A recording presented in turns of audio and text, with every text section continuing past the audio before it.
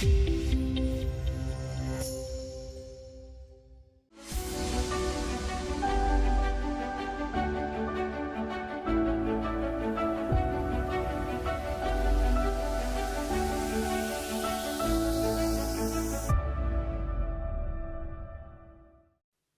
this is a question that relates to what already we have started discussing, and although it was not a cities panel, the previous one, a lot of references to cities were made. Just as we try to answer that, how many in the audience are a city staff? So we have 2 or 3 persons. Okay, it's good.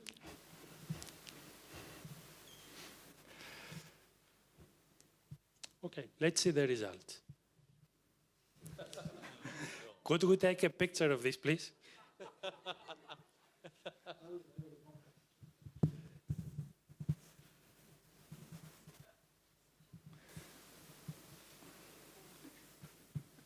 So 0 for fully ready, and I think this is expected or normal. Almost ready, this is interesting, I would like to hear why.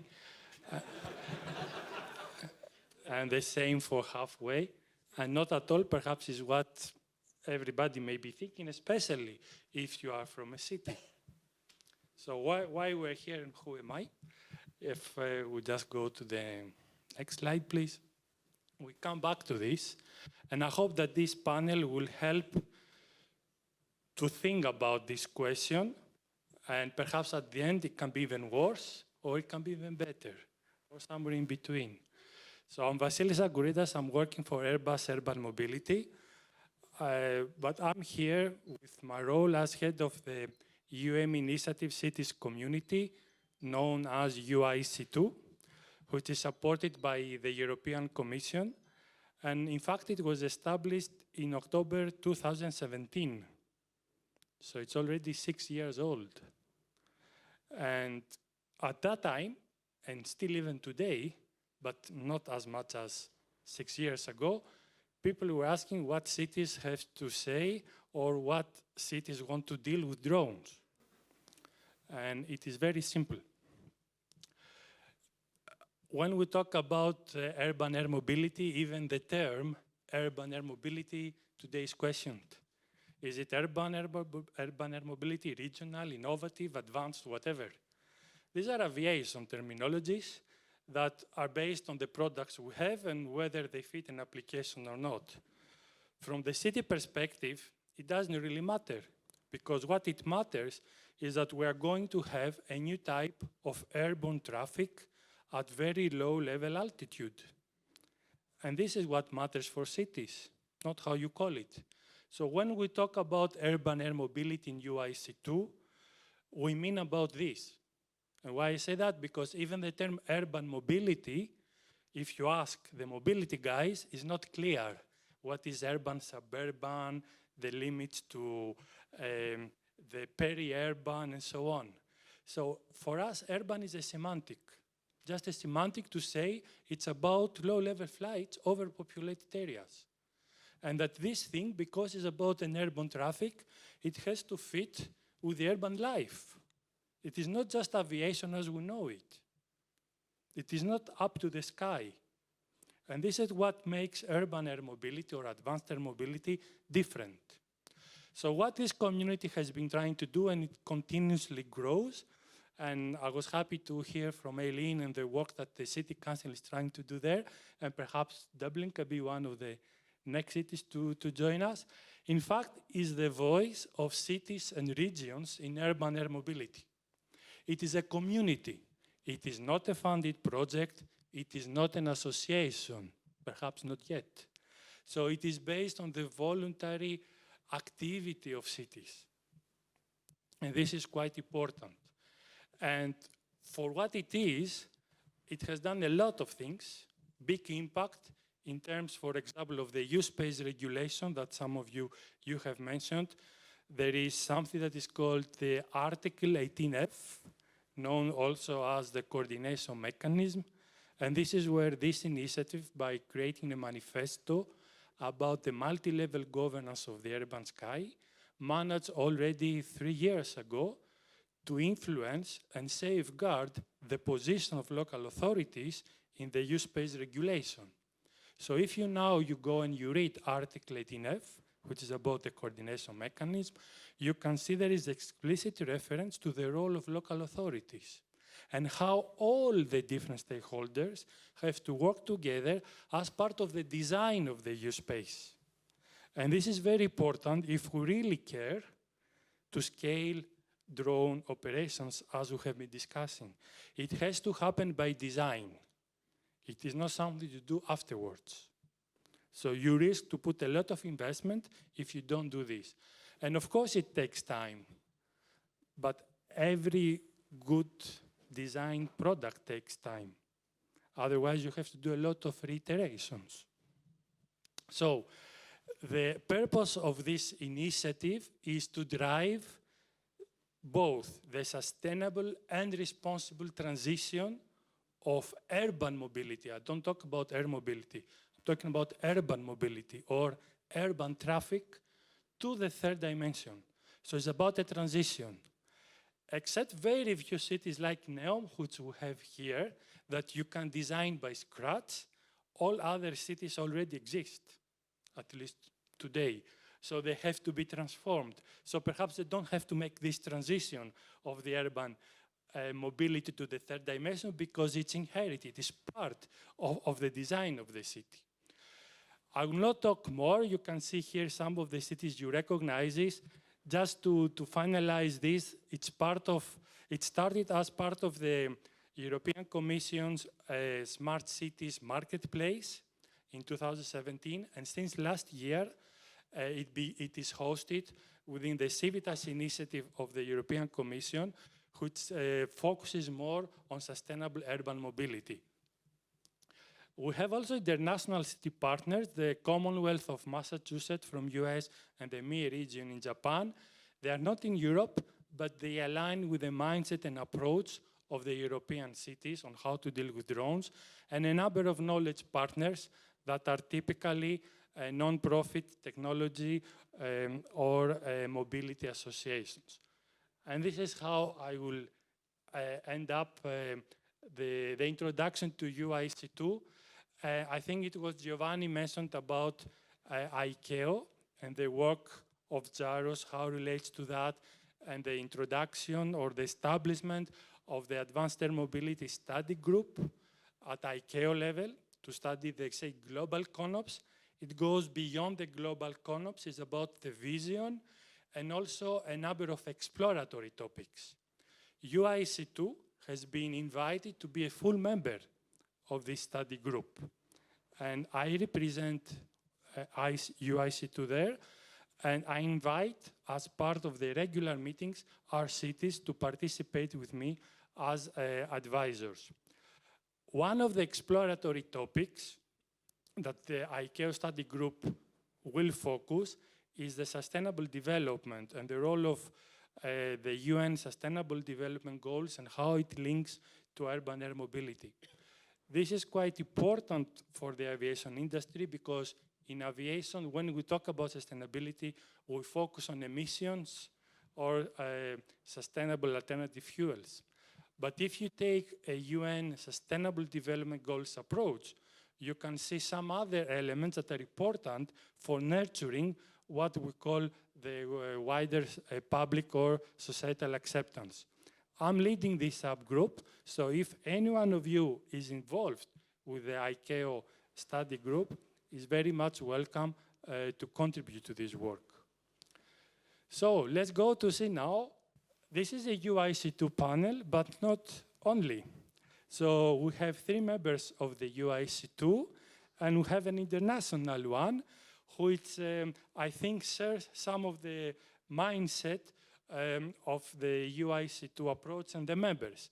So let's go and see who are here.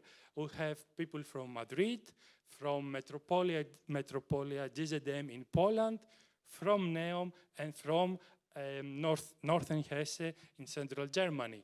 But I will leave my colleagues to introduce themselves. So let's start first with Pedro.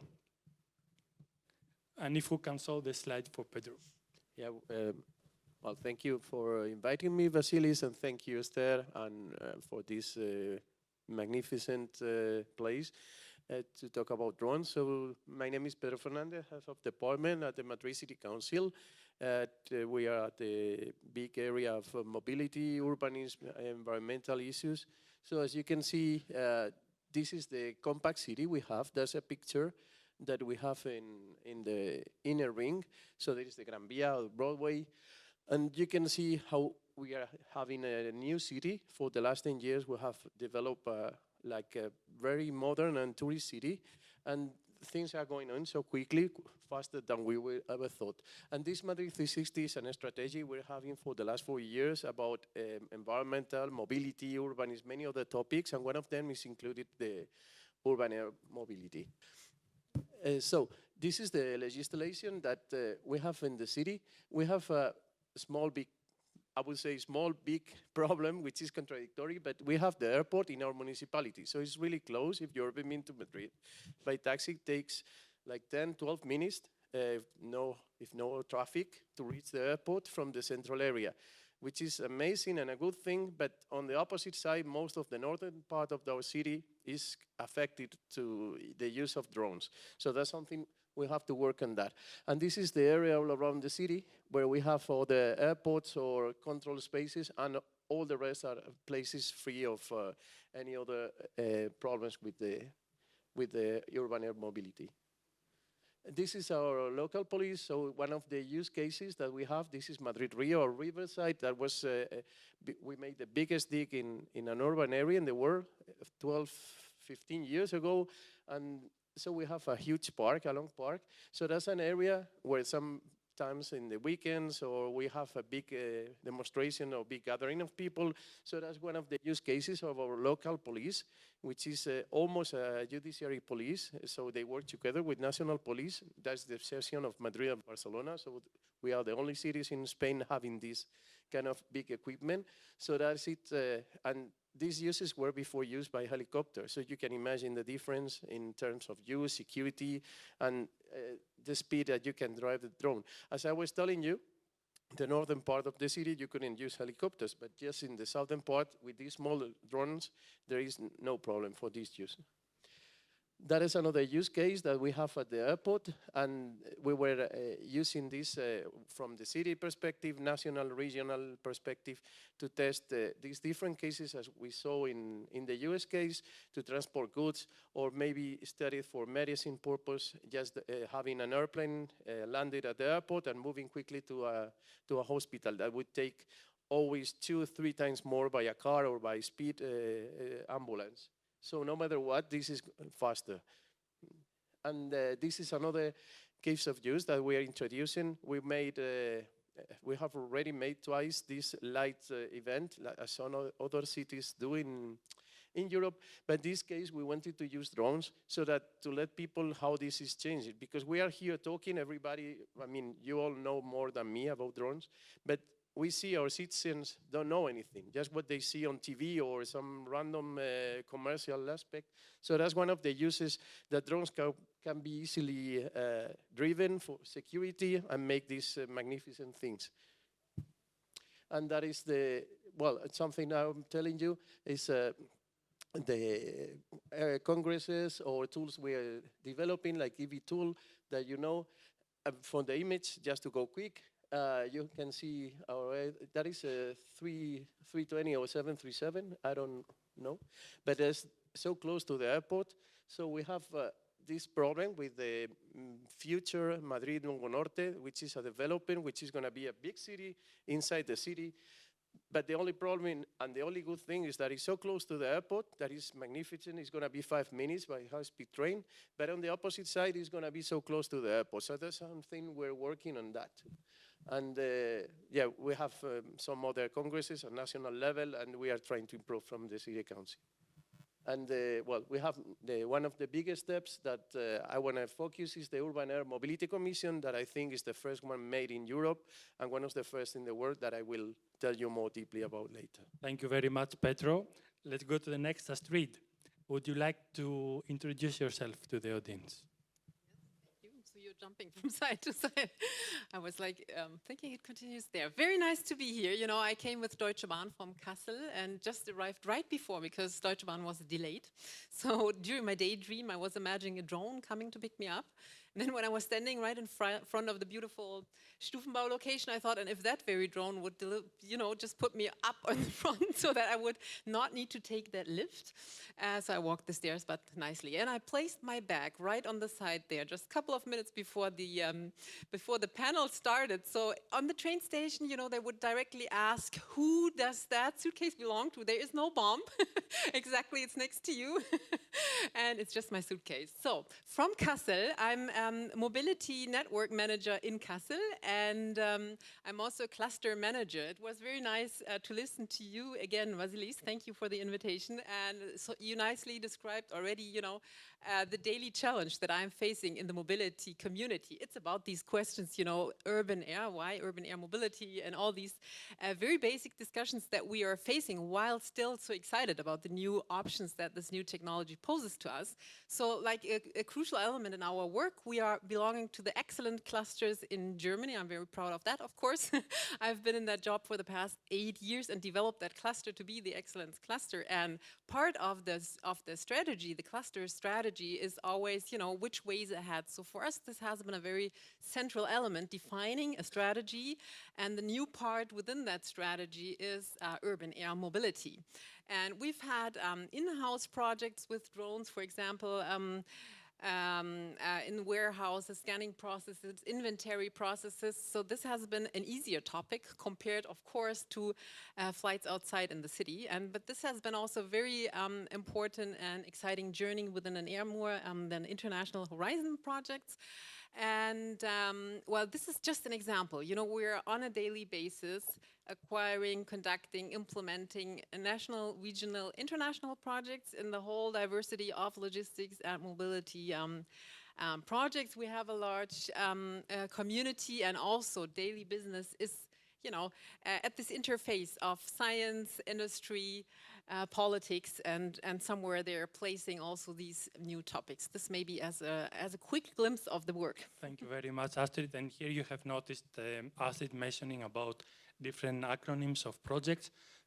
Just a note that for cities, it is very important that they get some funding to do some work, because they have already limited resources. And if it is to engage staff with new topics that are not still obvious because they are more at an innovation stage than full deployment, it's very difficult to justify resources, unless if you are a big city, that perhaps you can do that. So next one, please, Jacek, if you would like to introduce yourself and the particularity, I would say, of Metropolia GZM. Thank you. It's great to be here. Is it working? Yeah, okay, it is. It's great to be here in Bern. Thank you for having me. I'm representing Metropolia GZM. It's from Poland. City of Katowice is our capital city. We are 41 cities and communes. Our adventure with drones started 5 years ago when CAA and PANSA were looking for a local administration partner for their Central European drone demonstrator.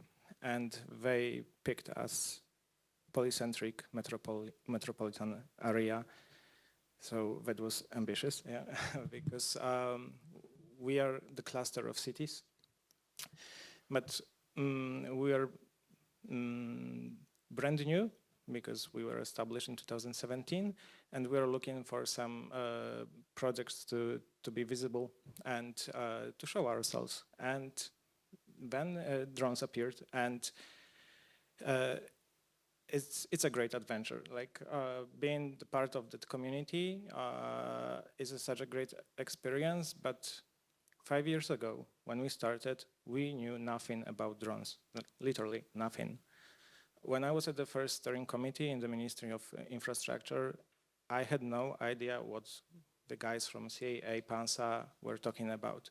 After 5 years, I know how much I don't know and how much work we have to do, especially with the cities, And as we are the cluster of the cities, we started working with the city clerks from our 41 members. And we launched drone schools, drone academies. So we are gathering the groups up to 20, 30 civil servants, and we teach them what is use space. We teach them how to operate drones so they can touch it, they can feel it, experience it. So we can have some ambassadors in the cities. So we think it will be a bit easier to work them. But as for now, I totally agree, we are not ready. Thank you. Thank you very much, Jacek. So we're going to explore what it is doing in detail. So Borja, would you like to introduce yourself, where you're coming from, and also what is your particularity? High level, but we will go in more detail. I will do it the other way around. So I'd rather ask the audience, what do they know about Neom so far? If someone ever heard about Neom as a city? So someone around there, what is Neom? If you could tell me something. It is a city, right? Linear city, right? Anyone else about Neom knows something about Neom? All right. And correct. And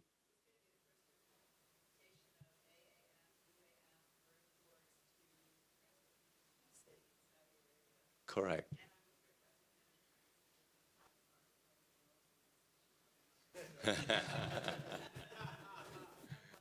Very good. So yeah, everything is totally true about Neom. So I'd rather start talking and asking about Neom, just to give you then a little bit of a brief where I'm come from. Being born in aviation, Jet A1 in my blood from the from a very early age, because my dad belongs to the military. So that was the beginning. Then jumping to general commercial aviation, airliners, and private aviation. From that, all of a sudden, I see myself in a conversation with a company called Volocopter that you may be familiar, back on days like 3 years ago. And I was trying to understand what was these eVTOLs and how this industry is approaching this new category. So the first thing that we need to do, Vassilis, we need to understand that we're not talking about drones anymore. When we're talking about eVTOLs, we're talking about aircrafts. And that's one of the main things that we have to work all together to make clear that there is not a drone, and kind of clear the blurry lines between both of the aspects, because we're going to have also some heavy lift unmanned aircraft systems, which are big drones. As we always say to all those not familiar with the industry, heavy, big DJIs, right? Because when you say DJI, everyone knows the word is a drone. Taking that, Neom approached me and said, we're thinking about building and implementing advanced air mobility in the kingdom, and we need to do it from the scratch, but we need to do it thinking that you're going to start everything with a wide canvas. So there is no legacy that we have to work in terms of UP, urban planning, as the city is represented here. From there, the region itself is huge. It's not just the land, it's some mountains called Trojena, a group of archipelago islands that we have to serve, an industrial city that is pretending to capture big of the maritime industry around Suez Canal, and much more to come. So when we look into Neom, it's probably the first ever blueprint that we're gonna see in the industry, and that's our contribution as KSA to bring it to the rest of the initiatives around the world. Could you just remind people what is your position there? I'm the CEO of the Advanced Air Mobility Operational Company. So basically we're building an AOC for those familiar with the ASA environment, or looking into the Part 135 within FAA GACAR, and currently drafting the future regulations in order to accommodate this new category in the kingdom. Thank you very much, Borja. So I think now you have at least a high-level overview about what these different cities and regions are dealing with, what they have been trying to do.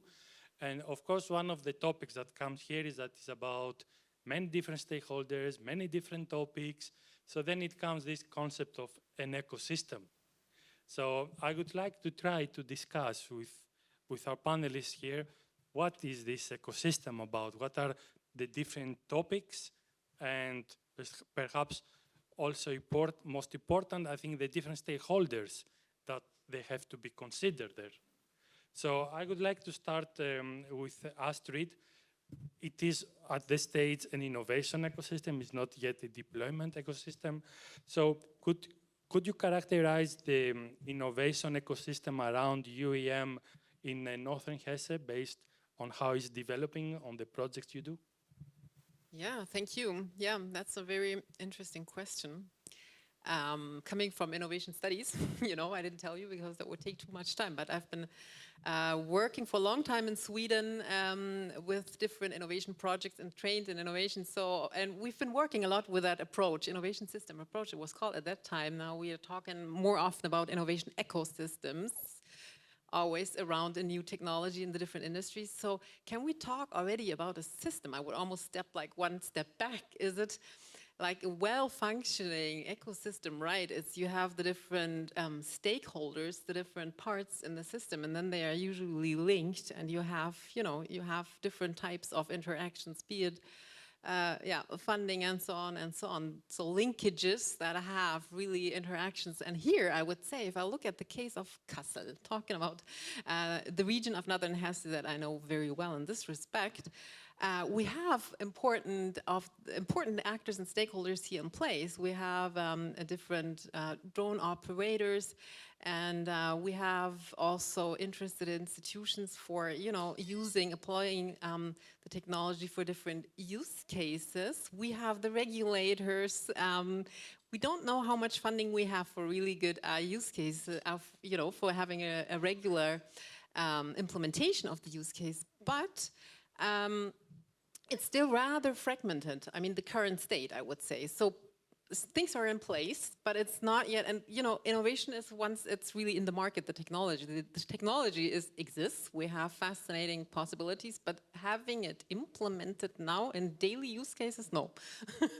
Frankly, it's not the case right now. And then, strictly speaking, this would be once it's really in the market, we can talk about an existing, you know, dynamic, fluent innovation ecosystem. So I would say it's identified. Very important step, and now we are reaching a new phase. So we don't have an ecosystem yet, even system, because it's about these linkages. We have a lot of individual, perhaps groups, but still we are far from this ecosystem that is really needed if we want to deploy, not even to scale. So Borja, how is the case now? You highlighted that Neom is an exemplar city in terms of designing and building from scratch. So when it goes to AAM, UAM, ecosystem development, how are you shaping this ecosystem there? And who are the main stakeholders that you are considering, whether the direct active ones and the more indirect?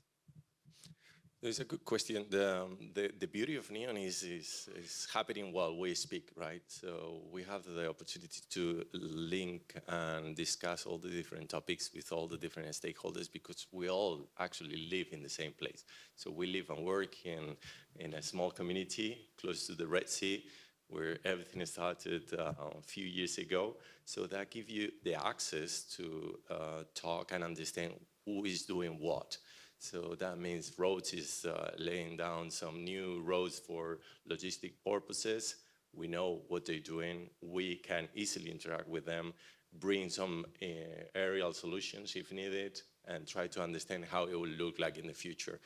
In terms of how we envision the integration of AAM, especially the first very limited envelope performance based on the current status of the technology, or what we can envision as EV toll operator, commercial operations, what we see is the key of success for us, and this only could happen in Neom because we were probably discussing about this, is we can easily integrate the whole transportation system from the very beginning. So understanding what will be the concept of operations for a particular early activation of the different regions, what will be the profile that we're gonna serve, how this is gonna be laid down, kind of a cake layering from aerial transportation to micromobility, rolling stocks and rail. Everything is integrated within the same master plan. So that gives us a lot of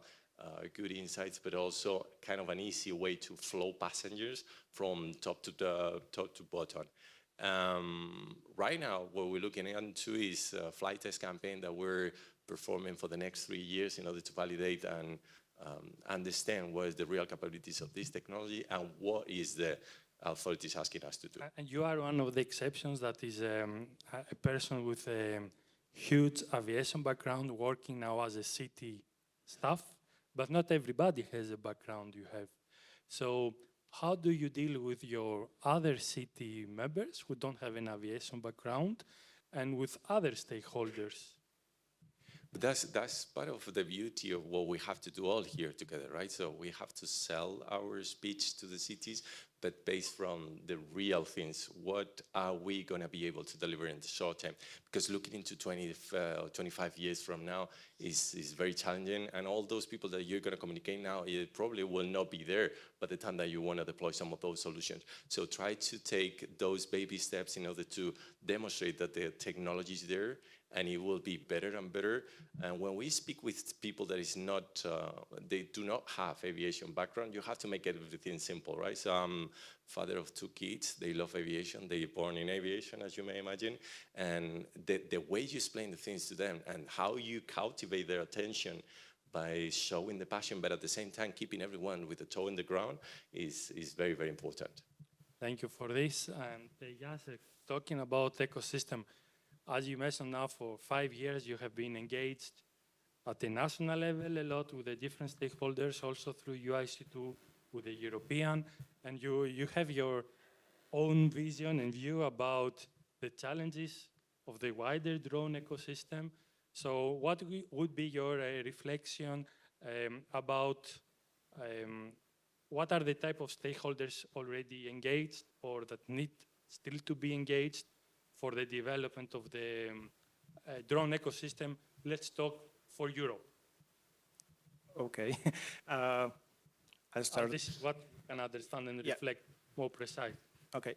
So let me start with one story. One Polish Ministry of Infrastructure organized an event or a meeting for the cities, and they invited 10 biggest cities in Poland to talk about what's happening in the U-space activities in PANSA and CAA. So the representation of the cities was, I guess, one guy from the future trends, who's dealing with the future trends, 6 guys from risk management, one guy, I guess, from the urban planning. There was no one from mobility. So then we just realized that, okay, we are dealing with one problem, like who should deal with drones in the cities? Because when you are asking about stakeholders, so you've got many of stakeholders in particular city, because we are working in silos, and that's obvious. So when you want to talk to the city, you need to have guys from mobility, planning, risk management, municipal police, and so on and so on. So look how many stakeholders you've got only in one city. We are dealing with 41 cities. Then we're dealing with region and, of course, our national stakeholders. So even when we are preparing the report for the European Commission, it was 1 year ago, I guess, in DG Move, there is a group of guys who are dealing with the drone group, great guys. They are from the DG Move, but they're from aviation. The aviation part. Yeah. And the sustainable mobility guys were not really involved in the process. And urban air mobility, it's a mobility. So that's why we, as a community, for example, we started our work with the document how to combine urban air mobility with sustainable urban mobility plans. Which is, sorry to interrupt, what Borja mentioned already in the strategy mobility master plan already integrated. This is the by design. GZM, for information, is one of the first European cities. The European Commission promotes the establishment of the so-called sustainable urban mobility plans, which are the master plans or strategic plans of mobility. And GZM is, to our knowledge, the first region that tries to integrate drones as part of their SAMP, the SUMP. Yeah, like as for now, we just the drone part of the SAMP is not really developed because we are not at this stage. But we already mentioned it in the SAMP, but there's a technology and it's rising. And I think somehow I switched it off. Sorry. In my opinion, we failed a bit in the stakeholder management during these 5 years. There are many reasons, but the main one is that we are still in our bubbles. I said it last year in Brussels, I'll say it again. We need some kind of anti-bubble management because it's not gonna work out. We are facing the bubble management in the cities, in the regions, in the ministries, in the European Commission, and I don't know how to do I would like to go to this term that you put later on. I think one of the key messages here is that for many of you, if you're coming from an industry, we're talking here about cities as one entity. It's obvious that a city is not one single entity. There are many different persons there, very different departments in a siloed approach. I don't know what is the situation in Neom as a new city. Borja, perhaps still the same. It's an organization with hierarchies. So this is something to consider. Even if we meet one person from one city, one from a specific department may be supportive of this, another person may not be. So when we're talking about social acceptance, public acceptance, the role of local authorities, it is not one dimension. It's multiple perspectives, multiple dimensions, and that's why coordination is very important.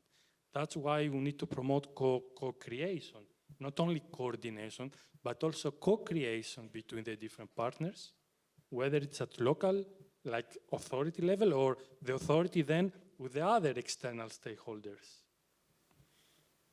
And I would like for this perspective to go to Madrid, to Pedro. You outlined the establishment of an Urban Air Mobility Commission. What is the particularity of this commission? And as now we're talking about stakeholders and ecosystem, how could you think that this commission could help to nurture, to shape the ecosystem in Madrid? And then if we go to the particularities of the regulatory aspects, because this commission has some regulatory aspects linked to it, how all of this will work? Well,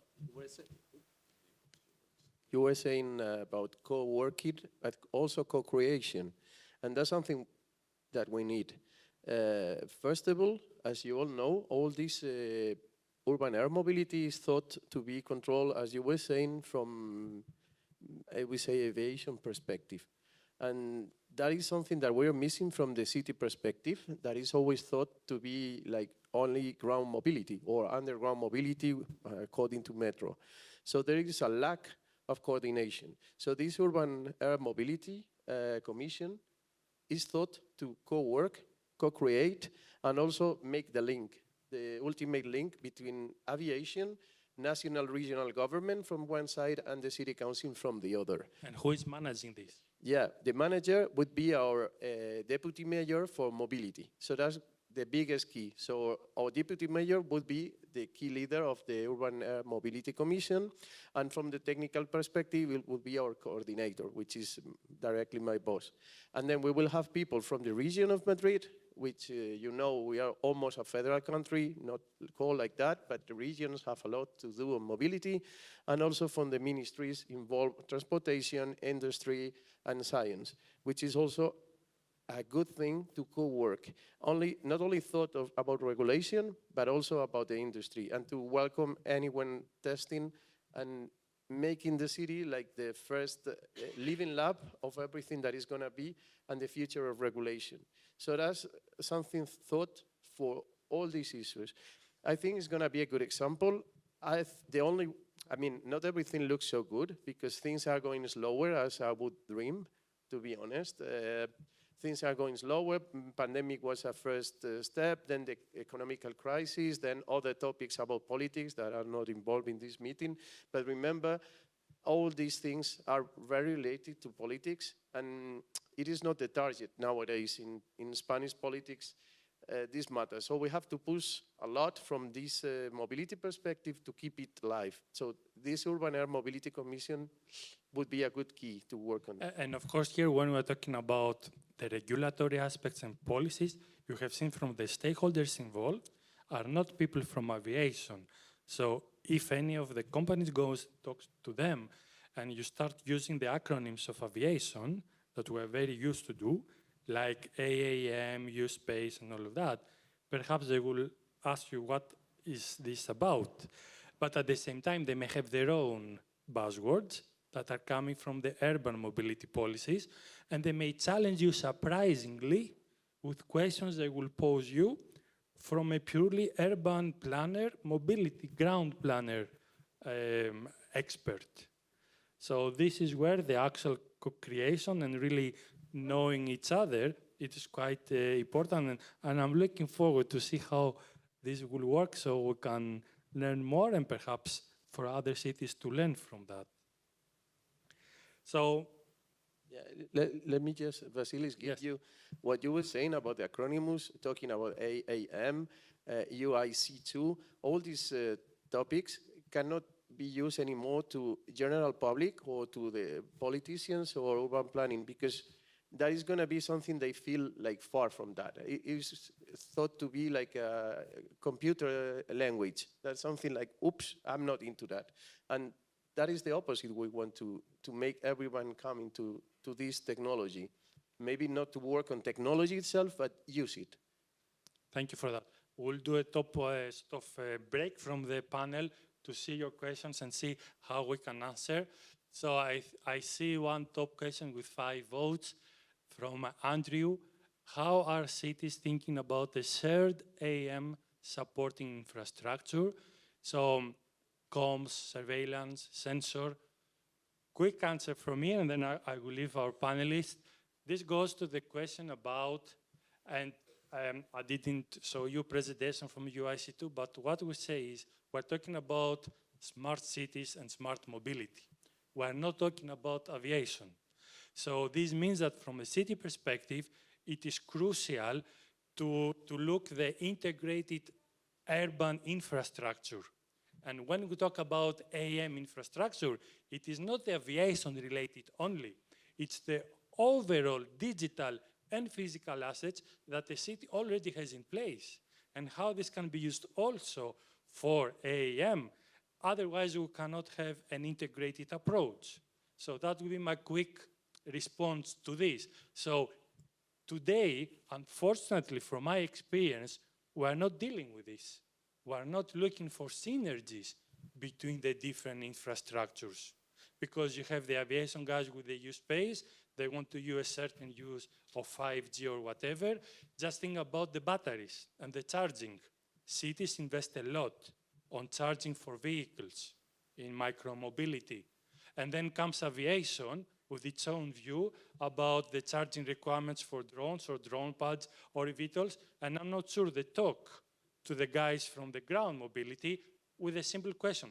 Can we use perhaps the same socket or the same network? Or when we do the investment for the supercharger for the electric vehicles, could this be also a bit more expanded or expandable to accommodate drones to be charged, or even later eVTOLs?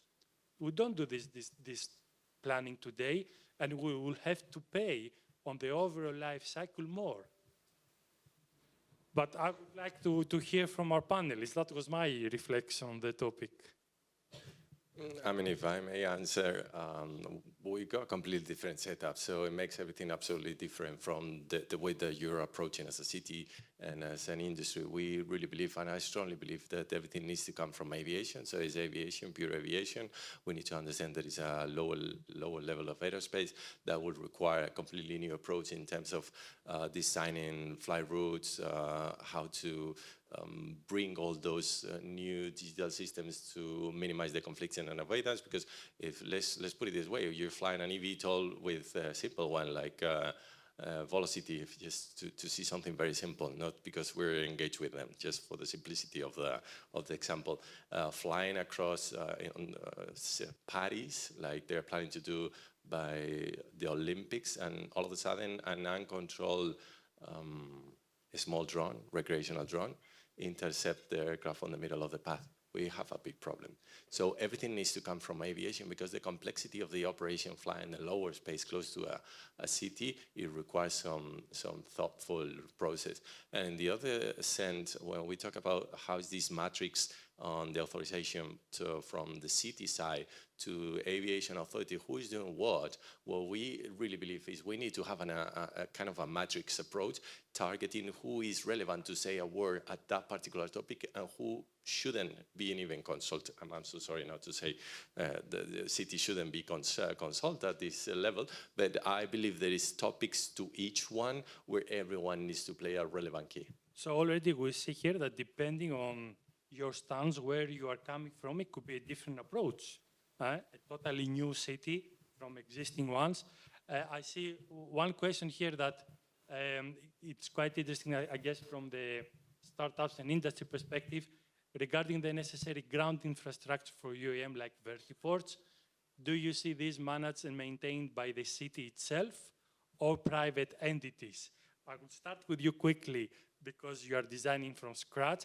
And then I would like to ask our colleagues very quickly. For the beginning, it needs to be a subsidized model. So someone has to pay the cost of the infrastructure, because there is no way that you're going to make money out of it unless you charge for very low fees. So that will be at the very beginning. Then what I see inside cities, we're modeling different cities within Saudi Arabia, it should be part of the real estate developers, where they can add value to the property by having a close by we will see public-private type. Yeah, kind of, but the benefit will be funded or somehow benefit to the value of the properties around that particular area. Thank you. I see, Jacek, you want to say something on the topic? I think that public sector should be involved, and as it is in e-vehicles infrastructure, shared bikes infrastructure, kick scooters, so on. So why not here? Thank you. Pedro or Astrid, do you want to say something on the topic? Yeah, well, I agree with that. Public investment should be done, at least to start it, and give an example. And that is a need that could be regulated, because if later private companies want to achieve or compete, then it will have to be open to that. But I think at first, yeah, we need at least public investment to start it and give example. I'm not worried into that more than the regulation about flying or different companies flying, because in the end, that is a bit what we have in different cities. We have now in the European Union, we have, for instance, for rail operation, we have the infrastructure made by public investment and then private operators. So we have many examples of something that could be working at the same time. But that doesn't have to be, there could be private airports, but we have public airports. The flying companies are all of them private, almost private. So that could be kind of an example. Thank you, Pedro. I will go to the next question. It is addressed to Borja, but I will make it also for Astrid. Where is it? Do you consider that AM products currently being developed and certified are adequate to satisfy the needs of Neom citizens? And I will say the same to Astrid for North Hesse citizens. Absolutely not. I mean, none of the technology that is already there is ready for serving the purpose that they're selling. So basically, let's put it this way,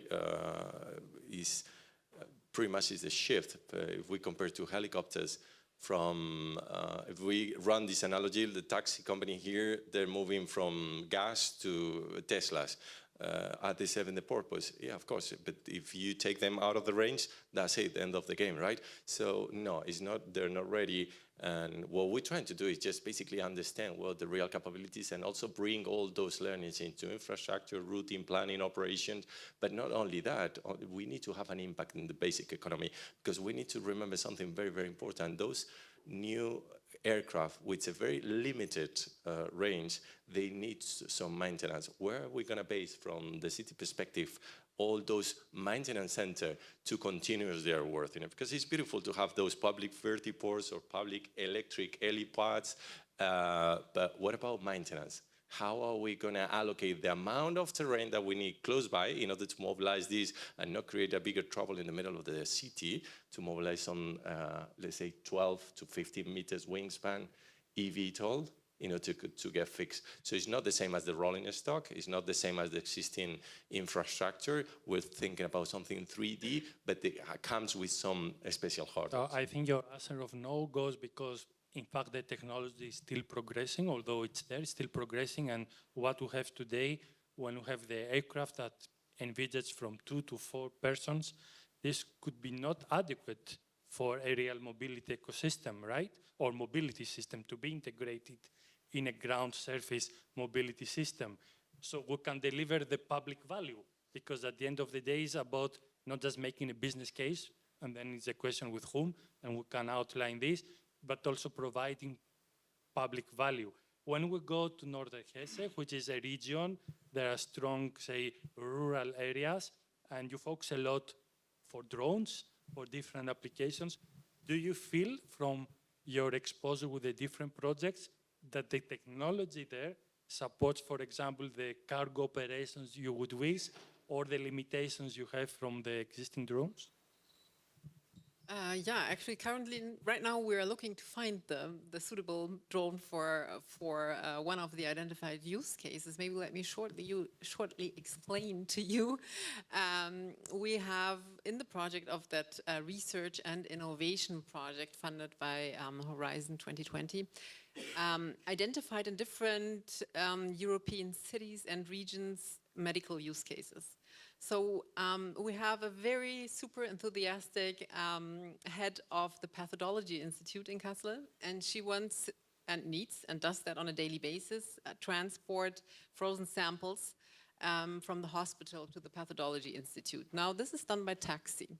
So this has, you know, being in a taxi jam, whatever, weather conditions, everything. So it takes sometimes 1 hour. And has, of course, serious impacts on the treated patients. So doing this by drone would take 5 minutes. So we have checked that in detail, you know, everything, the different routes and everything. So this would be really very important, and interests are there, and they want to implement this use case fast. So pressure is high. So everybody who has to offer suitable drones for this, you know, small frozen, thank you, there's already somebody. Let's talk, please, because we are right now, next week, starting also a new workshop where we are really scrutinizing what exactly is needed. You know, how many kilograms can we transport with which drone exactly? For that 5 minutes route within a city, though, because you mentioned also we are a rural area. We do have Kassel, 200,000 inhabitants, and this is inner city way. So, yeah. Thank you. And just a hint from Sprite, because they use the wingcopter. When North Hesse joined the UIC2, when we had the ceremony there with the mayor and so on, we had, by the way, a wingcopter being positioned there with some nice photos, so perhaps you have something to do here to support. So we're running out of time, but I would like to go to we have prepared some questions about the role of the cities, and we outlined a little bit the topic about business cases, and you started talking about this. So what could be, from your experience, the role of cities and regions in the process of developing business cases for UAM? Because here, we hear in many cases the perspective of the industry from the business case. What is your experience about the role as a region or city you can have in shaping this business case? And is it enough to focus only on the business case? Yeah, maybe let me talk, like I'm from Regional Management Northern Hessen. We are representing the region, also on our board, you know, all the important key stakeholders are in the governing board. And so we're not the city as such, but the reason, exactly. Talking for the region, I think it's very, what we have done basically, we have initiated that very process because we are at that interface, like I mentioned, industry, politics, you know, public and private stakeholders. We are exactly at the interface. And then I think it's very important to initiate the awareness, initiate processes to identify important use cases, which we have done, but now we are at that shift. I think shift has been mentioned. We are exactly there now. How do we implement? This is really, we want to solve this very soon. And of course, we're also fighting with regulators and so on, but this, so I could go on forever. But having that, I think is very crucial. And then I don't know if this I think it can be cities for sure, yes. We've discussed that also in Sevilla, right, at the Urban Mobility Days. I think it's different also from our research findings from the projects, the state, how the different cities are organized as an organization, you know. And what could be maybe important would be something like an urban air mobility manager, for example, that is, you know, responsible for this co-creation process. Co-creation has been mentioned. I think, yeah, super important. The bubble management was mentioned, you know. Exactly. Yeah. And for that, I want to pass to Borja because we're talking here about an UAM city manager, but you have this already in your case, right? So what is a governance scheme? Can you explain a little bit more the governance scheme for AAM in Neom? So from the business perspective, what we're trying to do is just to demonstrate the technology. But the question, I will reformulate it. How many people do you want to move within your city, like in Madrid in the future, from A to B on this new technology? What are the estimates, the numbers? To be honest, we have no numbers like that because there is something that we need to study further if this is a real need to move people. But this question posed to a US city or Australian city is different from Madrid. I mean, that's a good question because what happens to our citizens is that they know nothing from drones and they know nothing about these acronyms. And this question is one of the key questions that people would do. Who is going to fly from A to B? Because that's only seen in the movies and it looks like a top travel. So that probably wouldn't be very good seen by the majority of public. So I don't think we should focus in a city like Madrid. I mean, in a modern city or a US city, that could be risky. That is a good question, but could be risky to see just drones as a high-level position and forget about this technology. And this is where this topic of multi-level governance that we mentioned applies, because yes, we can have a value proposition from a technology, but the real question is, for whom, for what, when? So then we go to this public value creation, and this is not only what the technology does, it's what we want as a society collectively to do for us. Vasil, let me, from Borja's question, let me tell you, in another region of Spain called Cantabria, they were applying for the next generation EU funding projects, as you probably know, and they were applying for that. That is something I really know, for flying drones with people. And it started to be like a strong competition, political competition, and they have to stop it because most of people and most of the political parties were seeing that as something out of the level. So that's something we saw in the city of Madrid. So we don't have that problem, thank God, and we can easily solve it. For us, the initial use case is pure based on the number of aircraft that we're going to be able to operate. So fleet limitation is there, crew limitation is there, maintenance and operational level is limited. But from the perspective of how doable or how accessible it's going to be in the future, I would say since we're thinking about aviation, standard aviation, with pilots and all the requirements to get an operational company, it's going to be exclusively accessible for those high net worth individuals, and it will serve the purpose if it's being designed from the scratch, door to door. Because if you're gonna ask someone out of Madrid, going from La Moraleja to a Verti hub, and from the Verti hub going to another Verti hub, and then take a train or take a bus, at that particular level, it's not gonna work. So I would say mainly high net worth individuals or tourist use cases, which is fantastic at the beginning. Thank you, Borja. And as we are going, I'm going to ask all the panelists to say final word to conclude. As they talk, you can answer this question again and see what is your feeling after this discussion. So please take 10 seconds each one of you to summarize a final word about, based on what we discussed, what will be your final, say, 10-second sentence. And you can keep voting on that. Please, Jacek. No, don't look at this. Just say your final reflection on what we discussed. I didn't expect that one. Yeah, I mean, I want to be here next year, and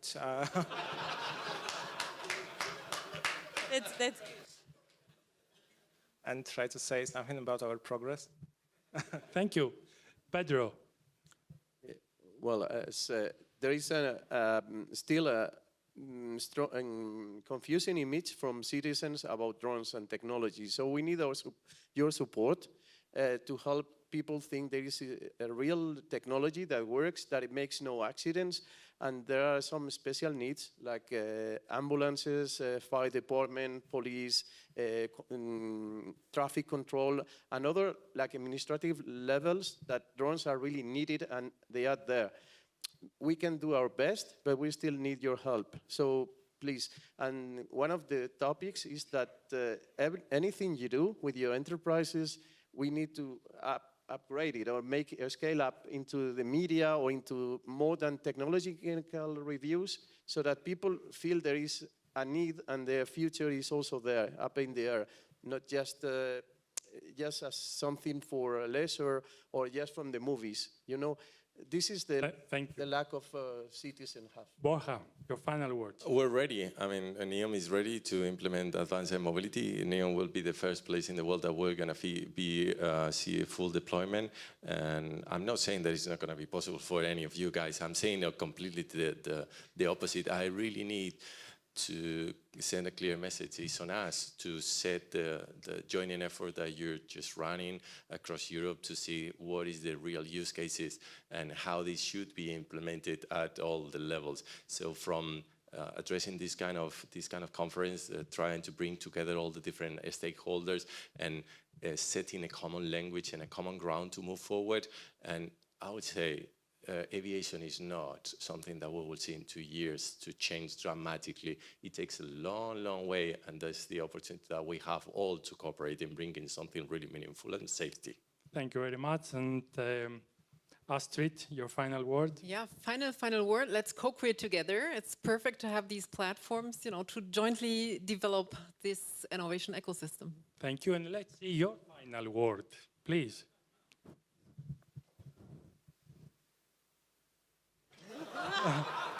Wow, so we have almost ready 4%.